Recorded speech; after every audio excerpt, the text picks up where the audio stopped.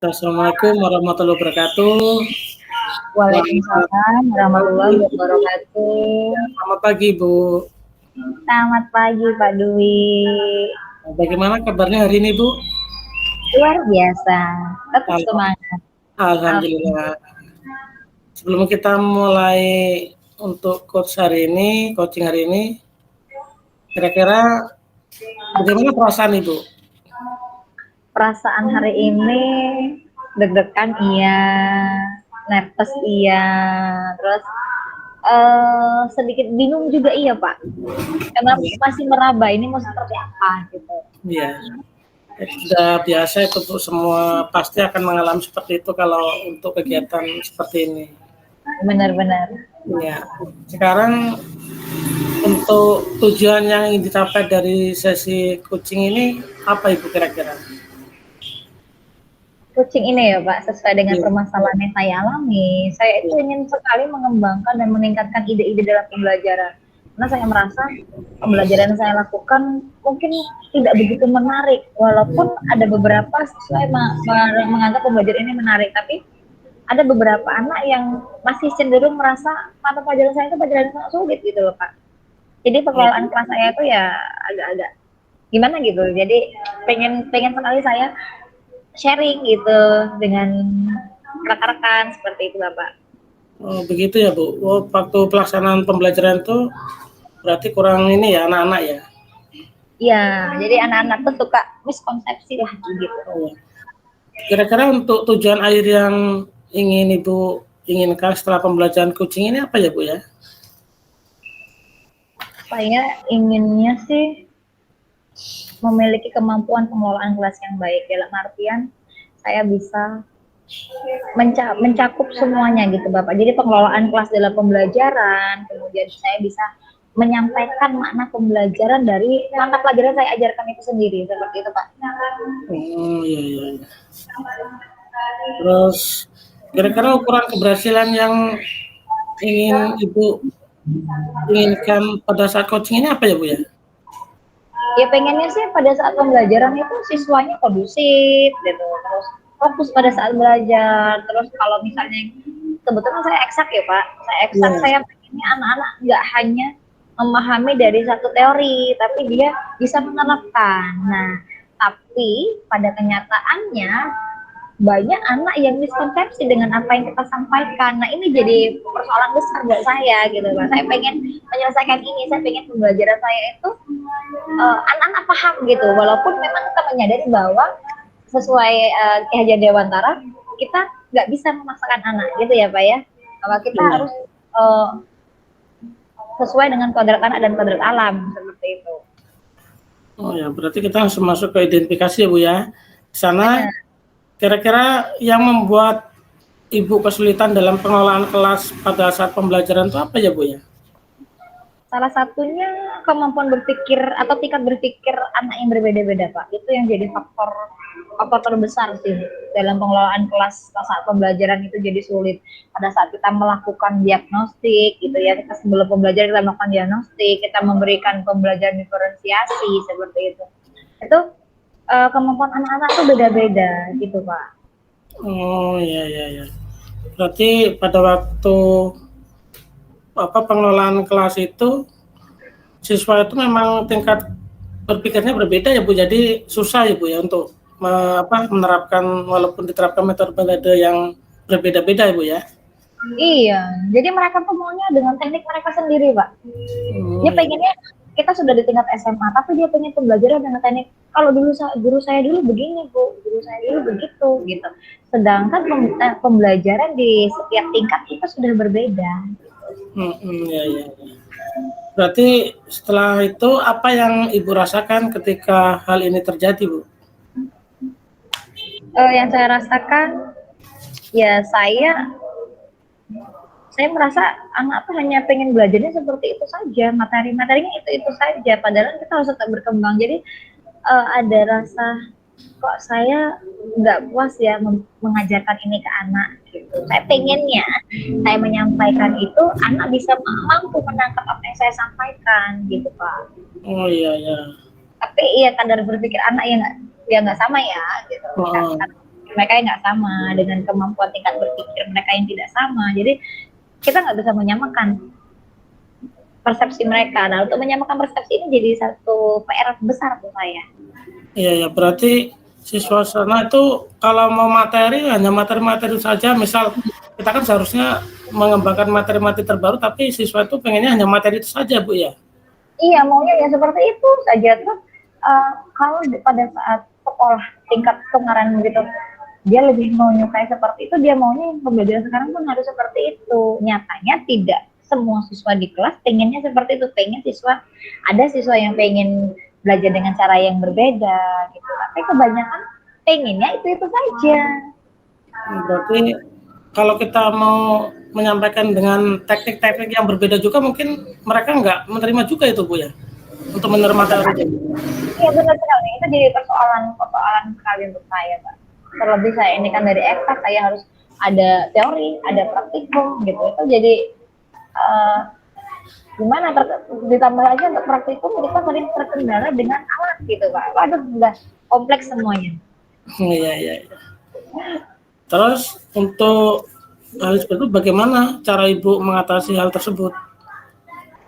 Jadi sejauh ini saya coba melakukan pembelajaran diferensiasi.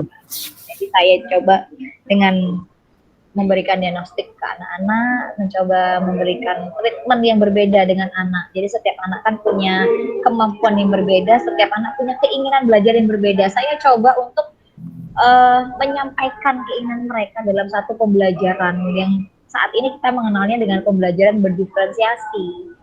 Jadi pembelajaran yang sesuai dengan minat dan bakat mereka. Jadi kalau dalam satu kelas itu ada yang memang lebih memahami audiovisual, atau ada yang lebih memahami visual atau audio saja. Jadi kita memberikan kesempatan kepada mereka. Silahkan gitu. Kalian mau mudah mengikuti pakai cara apa? Gitu. Kita sebagai guru, dalam hal ini saya sendiri, saya menyediakan kalau visual ada, terus audio visual saya ada, saya juga sebagai coach di depan seperti itu, Pak. Oh iya. Kalau misal Ibu menggunakan yang metode berdiferensi atau yang KS itu, apa mereka juga masih kurang kira-kira Bu untuk menerima materi yang Ibu kasih itu kira-kira? Nah, memang ada kendala Pak untuk diferensiasi, terutama kendala waktu ya Pak untuk diferensiasi, karena banyak sekali tahapan yang kita lakukan pada saat diferensiasi. Hanya beruntungnya di saat sekarang itu kita nggak harus mengejar materi seperti dulu. Di kurikulum yang terbaru kan kita nggak harus habisnya sampai bab terakhir gitu. Iya. Kalau kemarin memang iya, tapi tetap kita punya CP, kita punya capaian pembelajaran yang harus kita sampaikan ke anak, yang anak itu harus benar-benar memahami, mengerti. Dan untuk diferensiasi ini memang masih masih menjadi pertimbangan, masih jadi sesuatu yang kita sendiri kadang miskonsepsi untuk melaksanakan diferensiasi di pembelajaran. Berarti kalau misal rencana yang ingin Ibu lakukan untuk mencapai tujuan yang Ibu inginkan, kira-kira apa Ibu ya? Misal seperti menggali informasi dan seterusnya itu. Ya, jadi saya mencoba ya untuk memahami diferensiasi itu sendiri seperti apa. Saya coba menggali informasi sebanyak mungkin tentang pembelajaran diferensiasi, karena memang diferensiasi ini pembelajaran yang baru, meskipun sebenarnya ini sudah teknik lama, hanya dibungkus kembali dengan satu metode yang lebih apik seperti itu. Kemudian untuk pembelajaran yang saat ini saya mencoba untuk menggunakan pembelajaran yang menarik. Jadi karena kita sudah berbasis digital, jadi kita coba menggunakan dengan yang berhubungan teknologi. Kemudian saya coba juga melakukan dengan rekan-rekan. Jadi untuk pembelajaran diferensiasi membutuhkan waktu yang cukup lama. Saya juga berkontribusi dengan teman-teman sejawat. Jadi untuk pengambilan diagnosanya, Pak ya, diagnostiknya itu kita biasanya dengan teman-teman serumpun, gitu Pak. Oh iya. Sekarang kalau prioritas yang ingin Ibu miliki dalam rencana aksi yang akan Ibu lakukan, apa kira-kira itu Bu? Prioritasnya saya memang ingin lebih fokus dulu untuk bagaimana menjalankan pembelajaran diferensiasi ini di kelas dengan baik. Jadi saya mencoba tidak terjadi miskomunikasi atau miskonsepsi tentang pembelajaran diferensiasi ini. Jadi memang menggali informasi itu lebih lebih dalam lagi, lebih cari informasi lagi, pelatihan-pelatihan diferensiasi coba diikutin seperti itu Pak. Iya, iya, iya. Jadi kalau misal dalam melaksanakan pembelajaran berdiferensiasi itu berarti Ibu tadi bilang bekerja sama dengan rekan sejawat. Nah, Benar. biasanya kira-kira teman-teman itu mendukung Ibu nggak? Dalam lingkungan memang ada yang mendukung, ada yang enggak ya Pak. Untuk Iya. guru yang memang pengen berkembang itu mendukung sekali, tapi ada yang guru udah ngajar aja itu udah cukup, tentu itu enggak, tapi kita tidak harus berfokus dengan yang tidak mendukung. Kalau saya merangkum, saya pengen saya mengajak walaupun itu nanti teman tidak mendukung, saya berusaha ayo kita sama-sama karena ini demi nama baik sekolah kita juga, kemudian bagaimana output dari kita, dan terus bagaimana nanti pembelajaran kita, kan imbasnya juga kita sebagai guru Pak. Iya, iya. Kira-kira kalau misal pas pembelajaran berdiferensiasi itu sarana prasarana itu sudah mendukung belum ya Bu ya kira-kira? Sarana dan prasarana. Iya.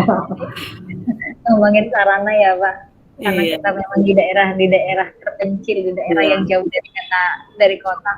Sebagai guru memang kita butuh effort yang luar biasa. Seperti saya mau pakai fokus, saya harus bawa fokus dari rumah. Kenapa? Karena di sekolah hanya punya 2 fokus Pak, dan itu gantian gitu. Iya, iya. Jadi semua guru boleh pakai, tapi nggak semua guru bisa pakai di saat yang bersamaan. Makanya kami menyisihkan sedikit gitu, kalau mau pakai fokus kita bawa sendiri dari rumah gitu. Labar komputer ada, tapi memang tidak mumpuni jumlahnya Pak. Iya. Jadi ya kita pinter-pinter kita aja lah gitu sebagai guru untuk mengatasin permasalahan sarana dan prasarana. Ya mau dipaksakan juga gimana, nggak bisa ya Pak. Iya. Itu Iya, kapabilitas sekolah bukan kita gitu. Iya, itu nggak di sekolah Ibu juga, mungkin sekolah lain juga seperti itu kalau di daerah kita di pedesaan. Iya, iya. Terus komitmen Ibu mengenai rencana aksi yang sudah Ibu buat kira-kira apa Ibu ya? Komitmen saya. Iya. Saya akan mempersiapkan rencana aksi ini dengan baik sebaik-baiknya. Saya akan coba fokus untuk mencari referensi tentang pembelajaran diferensiasi yang saya maksudkan tadi. Saya coba menggali media pembelajaran yang menarik anak, yang menganggap bahwa mata pelajaran saya ajarkan itu sulit menjadi lebih mudah gitu, atau lebih enak mereka nangkep pelajarannya gitu Pak. Iya. Terus untuk itu yang terlibat dalam menjaga komitmen Ibu pada rencana aksi ini?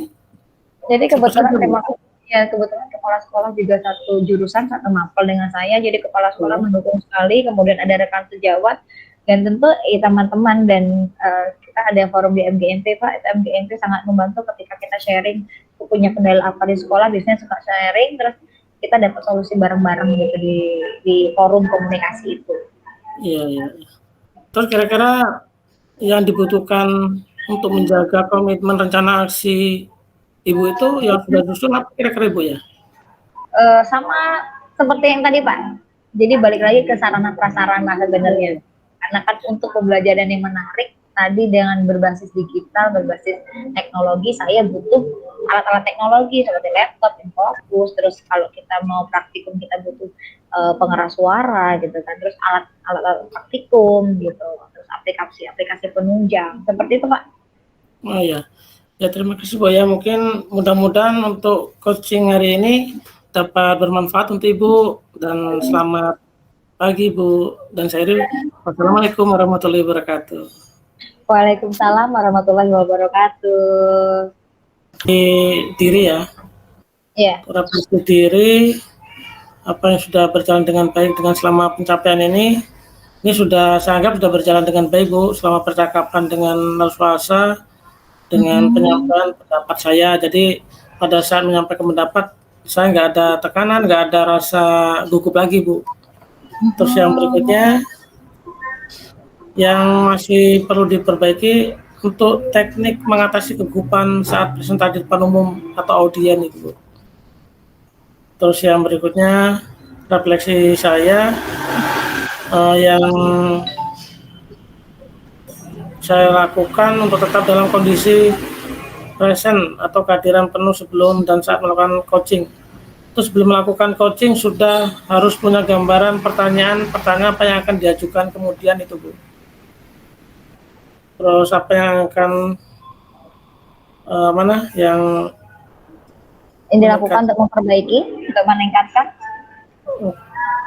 masih dianggap kurang ini ya, rajin berarti praktik coaching dan refleksi yang masih dianggap kurang. Oke, baik Bapak.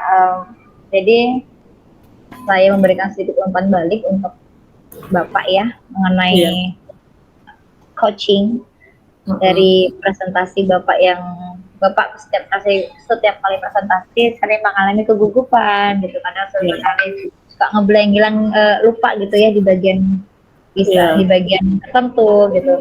Jadi memang Bapak butuh banyak berlatih ya Pak ya. Dan terkhusus Bapak berlatih tentang teknik mengatasi kegugupan.